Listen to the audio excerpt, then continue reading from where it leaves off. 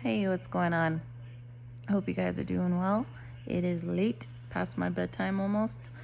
I just wanted to talk about the ever occurrence of Jesus encounters. You know, the ones like dreams and visions and all that.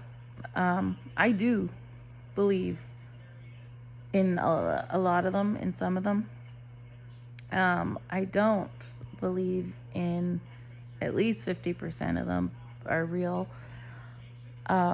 Maybe I do, probably the people telling them think that they're real, but I've had the opportunity to have one that is 100 that I believe is 100% real. I can tell it to you in a minute, but I've also had dreams, just random dreams of biblical stuff that I had been reading about that could easily be mistaken for a vision or a dream given to me or something. But I only had them because I was actually reading prophecy and it was on my mind. And I had a dream, or dreams, few, that mirrored what I was studying. And there's a huge difference. There is a huge difference. So if someone is telling you their story about being brought up in the spirit with Jesus, or maybe being in heaven with Jesus, and giving them personal important information about himself, about salvation, about what he did, who he is, how much he loves them, yeah, I believe those. I do. The ones where the Muslims encountered Jesus, I do believe those. Especially where they asked first, like, can you tell me who you are, or show me who you are? And he does. I believe he does that for people outside of the Bible. Like, incongruent, it's congruent with the Bible, but he'll do that to show somebody who asks him who he is. But does he do it on demand? No. Does he do it monthly, daily, weekly, or whenever we want him to? Absolutely not. Are we going to be visiting heaven and standing, looking on Jesus at the drop of a hat? No. Everything that we know about him, or that we need to know about him, is written in the Bible. My experience came when I was about 18. I was kind of tiptoeing into the idea of Jesus. I was hesitant but not sure. I asked him, or I just prayed to God, like, I need to know the truth. Tell me the truth. And I had an experience where I was brought up into heaven, I like to call it, because I don't know where it was. It was all white and glowing. It was insane. I only have one hand, but there's two hands together, and two giant hands. The first thing I saw was them open up like this, one on one side, the other on the other side, that it would be like receiving me. That was the first thing I saw in my experience. A visitation in heaven, I guess it was, because it was so real. It wasn't just a dream. It wasn't like, it was nothing like I've ever experienced. And then, like, quicker than a millisecond, I was standing in front of Jesus Christ and four other beings that I'm not sure if they were humans or if they were angels, but I think they were humans. And I was godsmacked. I was just like, I was in awe, because just standing in front of him and them, especially him, he was just exuding love to me through his eyes, that like filled me with a euphoric feeling and awe, almost like everything was vibrating, and I couldn't, it was, it's hard to explain because it's nothing you can experience on earth. And then the four people or beings that were with him, I kept saying, oh my gosh, I can't believe I've forgotten you guys. And that's what I was telling them. I can't believe I've forgotten you guys, as if I knew them. To this day, I don't know who they are. But in that moment, I knew exactly who they were somehow. And I was laughing, and they were laughing. Just the mere fact that I think they were laughing at my reaction, because it was so like, laughing in joy. And I was laughing because I just was I was just like, oh my gosh, it's a mind blowing that I get to see you guys again. And then Jesus was the whole being there, like the love and the joy and the blissfulness that everybody like existed in, including them, all came from him. It was like he was everywhere with them, with me. Every time I turned my head to the right, he was right there, and he was just with me the entire time, like just giving me my life, my love, which was love. It was pure love and joy. He showed me without words. He wanted me to, he gave me while I was there, he gave me a flashback of this life, which he showed me was equal to running a marathon, like, in thick mud. And how that's like, this life is, compared to that state with him, is thick mud. Breathing, walking, running, attaining anything in it is like thick. Yeah, you get it. And then he let me experience the difference of being with him in his presence in this place, of just lightness, no heaviness, joy, pure love and freedom and bliss. And the difference, I don't know why he wanted me to know. I assume he wanted me to know the difference so that he would tell me that this wasn't, this earth, this place in this life isn't my home, like my final destination, like what he meant for us. He wanted to know the joy and love that is with him. And that's why I believe he wanted to show me that. What else was there about it? It was when I was 18, so it was a long time ago, and it's never left me. After that, him showing me, okay, this is what life is like where you're at, thick and heavy, and this is what it's like with me, like love and joyous and light. And then after that, they all called over this other being, and they introduced me to him or her, whatever. I think it was a him. It's hard to tell when you're there, whether they're girl, like female or male. I would say it was more male. And then they introduced me to this being, and I was happy to meet them, and vice versa, and lots of love between us and laughter. No idea who it was.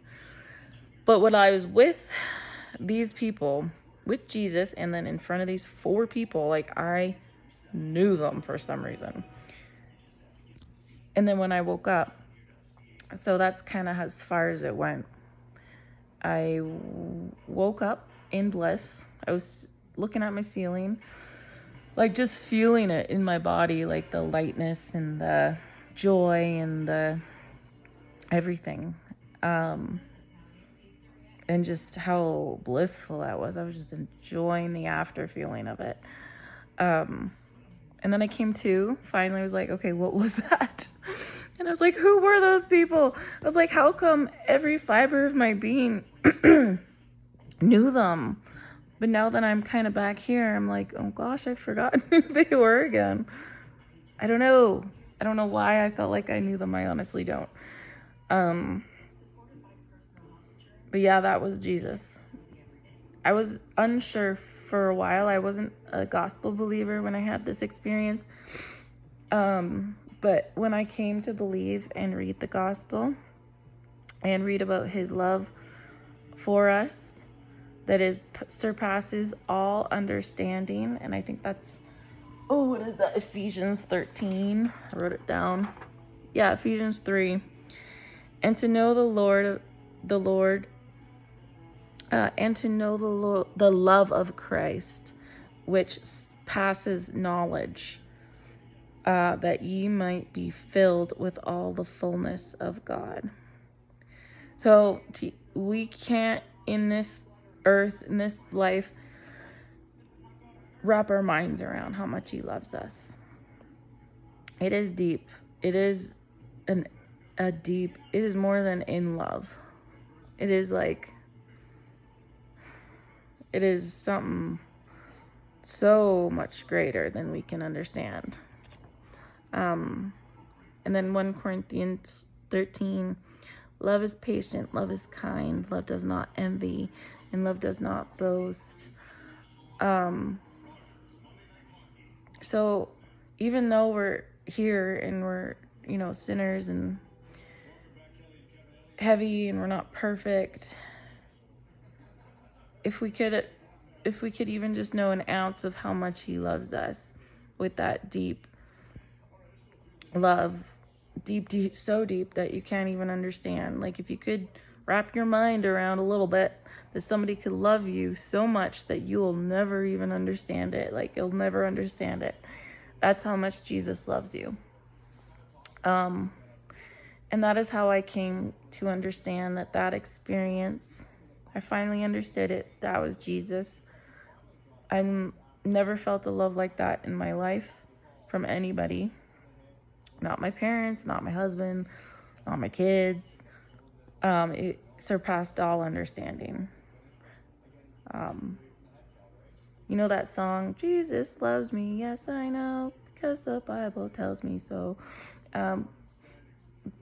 We think, oh yeah, he loves. No, he loves. Like, he loves us so much. He doesn't just, hey, you tell people, okay, Jesus loves you. That doesn't just mean, yeah, he loves you. No, he loves you a lot. Like, that's the difference. I don't know how to, there's no way to express it on this earth. Now, carrying on. Why I have prayed to have this experience again, because it was blissful. It filled me for a long time after it. It was amazing. And I keep praying. I'm like, Jesus, can I just have like 1 minute visitation with you? Can I just see you one more time? No, it never happens. Now that I have the Bible.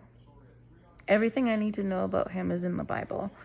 I also realized that if he were to just take me up into the heavens and let me visit him again, that it would start being like a way of seeking for me, or right, like seeking an outer body experience, being detached.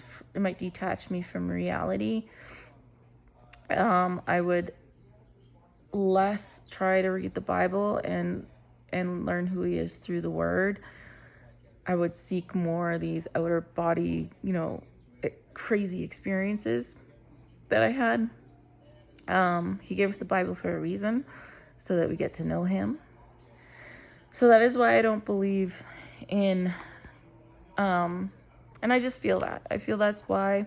It's not like he doesn't want me to be with him. He just knows it would ruin my reality. Like taking a person out of a third world country into a first world country for like a month and then saying, okay, go back. Like, that's hard. I mean, that there's a way bigger gap from earth to heaven than there is from a third world country to a first world country. So, it'd be like the same. But yeah, that's why I don't believe people who say they have like weekly or monthly or even like once a year visits up into heaven with God. I don't, or like divine messages or experiences or dreams. I believe some to a certain extent, where it is needed for the person to know who Christ is, to know that, yeah, this is the love of God from the Bible. This is God from the Bible, so Muslims experience that lately. I believe those. But yeah, the weekly ones or whatnot, no, I don't believe that. Or all the dream and vision channels, no, I don't believe those. Like I said, I've had that crazy experience that was realer than life in front of Jesus. And then I've had dreams where the Bible is in my dream, like the prophecies actually are playing out in my dream. And there's a huge difference in like how real it is. I could, if I had not had a firsthand experience standing in front of Jesus Christ, then I could easily mix up like my little dreams of the Bible for like a vision from God, right? Like I wouldn't know the difference. And I don't think a lot of people do. And I think, yeah, I believe that was because I didn't believe in Jesus at that time, but I asked him. I asked God to show me who he was and the truth. And so he did. And he left it up to me now to learn more about him through the word and through love and through faith. And that's where we're at. Yeah, he's not going to pull me out of this third world country and up into heaven and back again, because that's going to be a pretty big shock. It's a shock, really, the difference. And in my dream, he wanted me to know the difference, which is crazy. He wanted me to feel the thickness and heaviness of this place, right? And then the lightness and liberty and love and joy and, oh God, how can you explain it? Like, bliss. It's like you could get addicted to that. If I could do that, if I could go be with him whenever I want, that would be a huge addiction for me. So you know what I mean? But he gave us everything we have in the book and in the word. So anyway, I just kind of wanted to share my thoughts on dreams and visions. I believe some, yeah, absolutely. No, not all. And they're not whimsical. They don't come whenever you want, or like you don't get into a mental state to experience them. I think he knows that's dangerous for us. So God bless, guys. Thanks for listening.